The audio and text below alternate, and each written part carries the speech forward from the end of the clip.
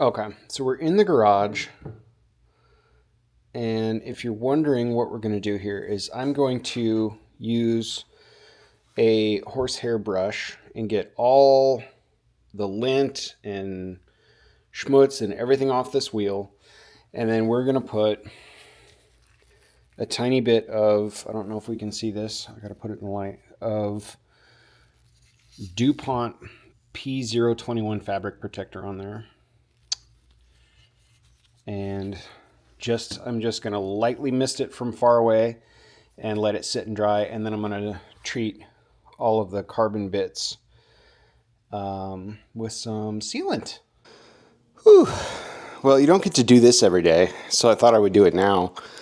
I pulled everything out. I was going to do this last night, but I don't have Torx bits. Focus. With the anti-tamper dimple in the front. If I sound different, it's because it's fucking early in the morning and I'm getting after it and I got like no sleep. Anyway, I had to buy different bits. So here you go. Old wheel. Got like a gash in the top of the leather there. Focus. All the Alcantara is like matted and shiny and gross and stuff. Yeah. That's the old wheel. That's a new one, so I'm going to transfer all this stuff over. Here's a missed opportunity for sure. Let me grab a towel because I know I'm going to need one.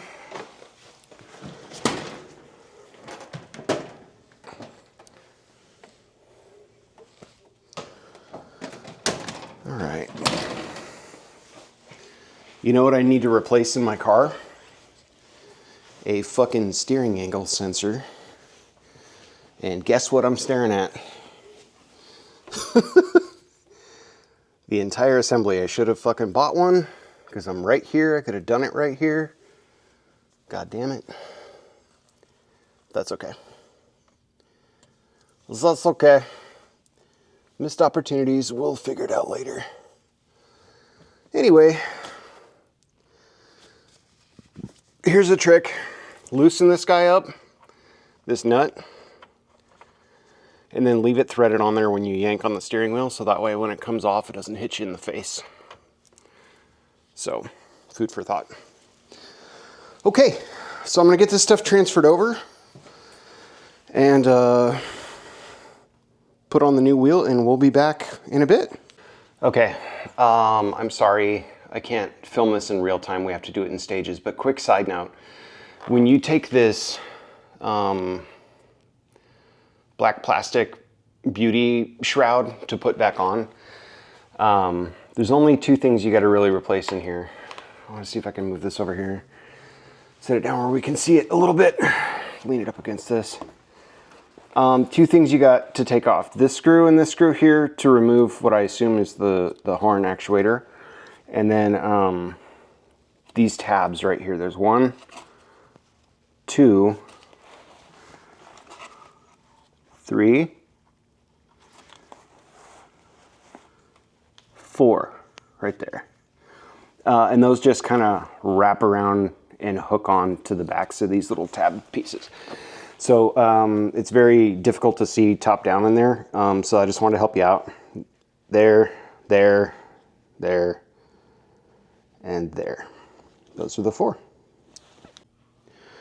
Okay, so we're all back together.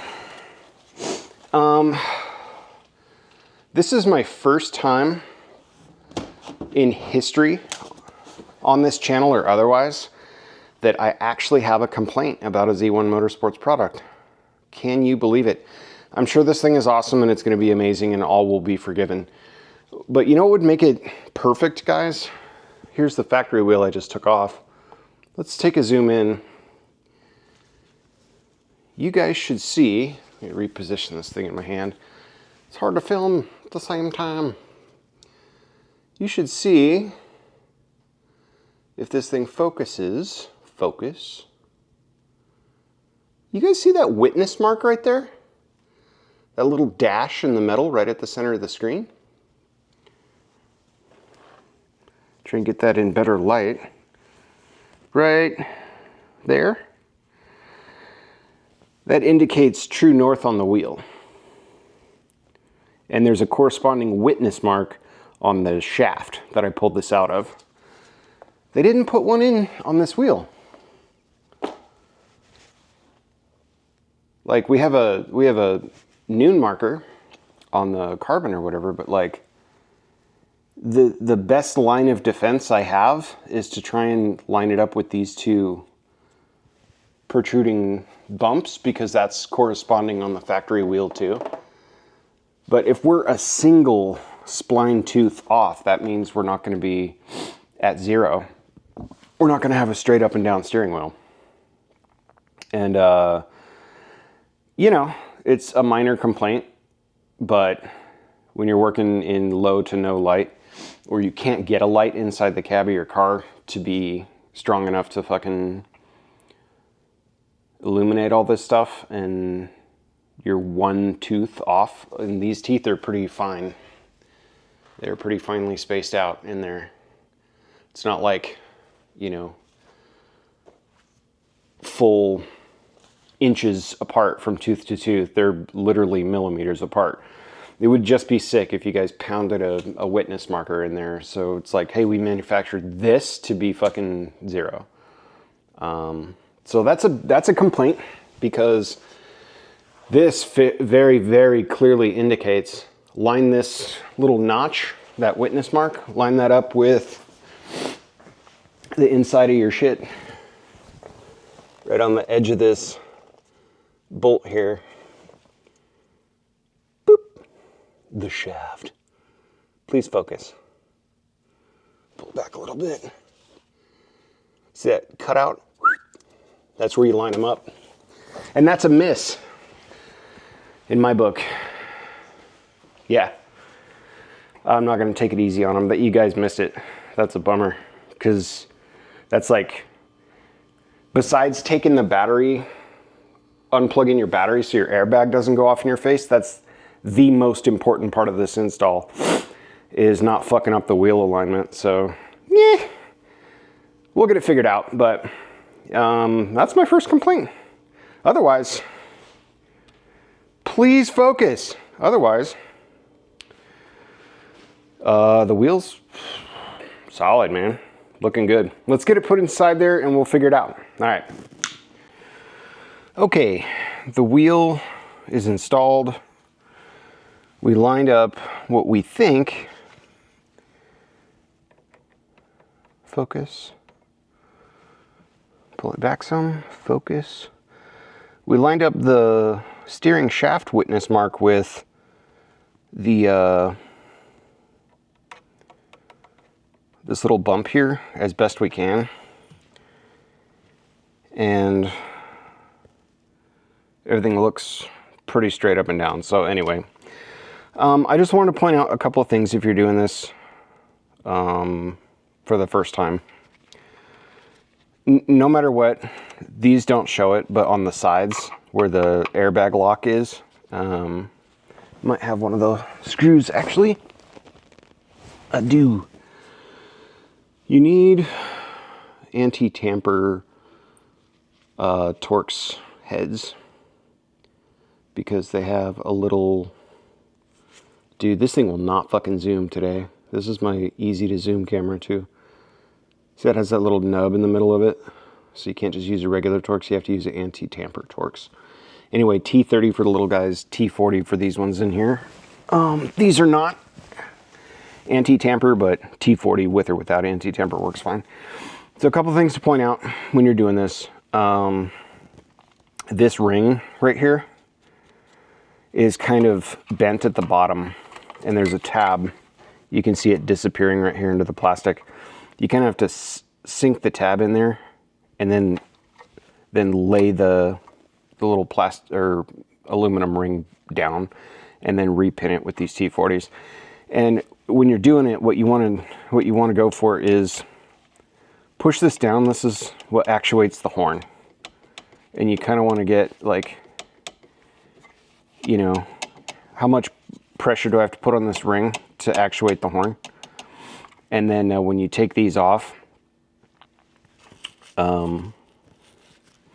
put them back on with about the same amount of retention pressure on this ring. That probably didn't make a lot of sense.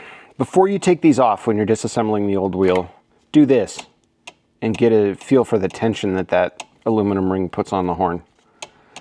And then when you screw these back in, don't pin them all the way down where this thing's touching, because your horn will go off when you go over a bump on the road, right? So you want about the same amount of tension as you took the wheel apart with when you reinstall the new wheel. And then finally, the airbag clips. And this is why it is critically important to disconnect your battery when you're doing this job, or any job that has to do with electrical. These little bastards sit down on the back of the airbag like so. And in order to take them off, you have to raise these black safety retainers on the back of the electrical clip. And the point I want to make is get a very small flat-headed screwdriver or something to lift underneath that black plastic and pull up. When you do this, go in line with the plug. So go from back to forward on the long side of the plug. That's the easiest way to get under that retention clip, and then guide it upwards and just lift it straight up. And it's on these little runners. My camera will not focus today. Please, please focus. Please focus.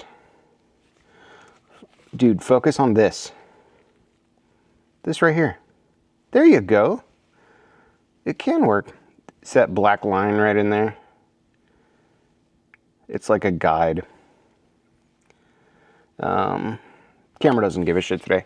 Anyway, this piece slides up and down the plastic bit. So make sure that you come in from the back on the long side of this plug from bottom up, and then lift out that way. If you try to come in from the front, you don't get any leverage and the little plastic bits will start to bend. And you do not want to fuck up your steering wheel, in my opinion, or your airbag connection pins. So I've set the camera down. I'm going to put the airbag back together. Essentially, you got to put the steering wheel controls back in their home in this plug, set these guys back up, and reconnect them. Set your airbag in there. Put your Torx screws back together to hold the airbag in place, and Bob's your uncle. You're good to go. Okay. All right. So we got it installed. We got everything reconnected. We screwed the screw pieces back in. Looks very sharp. Moment of truth. Let's reconnect the battery and see if our airbag doesn't explode.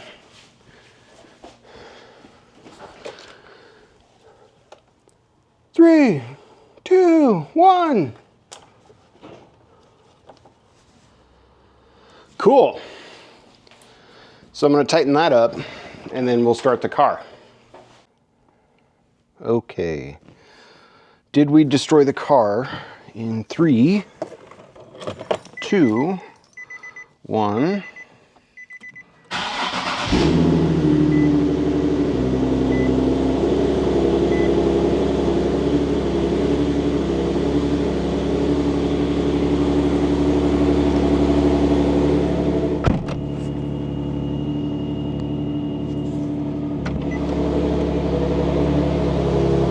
What the fuck was that? Let's open the garage door so we don't asphyxiate ourselves.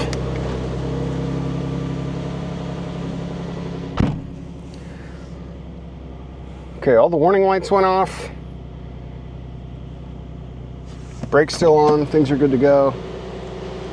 Does the horn work? Yep. Neutral e-brake.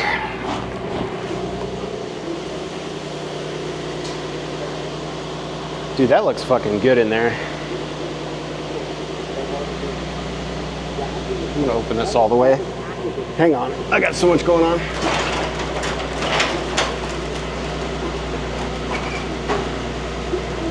There we go. Can't wait to take this out for a drive, you guys, with the new wheel. Yeah, that's it. Battery's reconnected. Nothing crazy.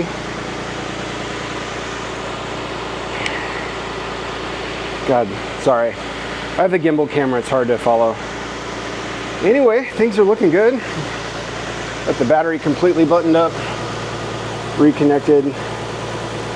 There's my negative cable for the underglow kit. I had to disconnect it because this sensor right here that looks for the remote, hey, turn me on, turn, you know, am I on, am I off, whatever, doesn't work.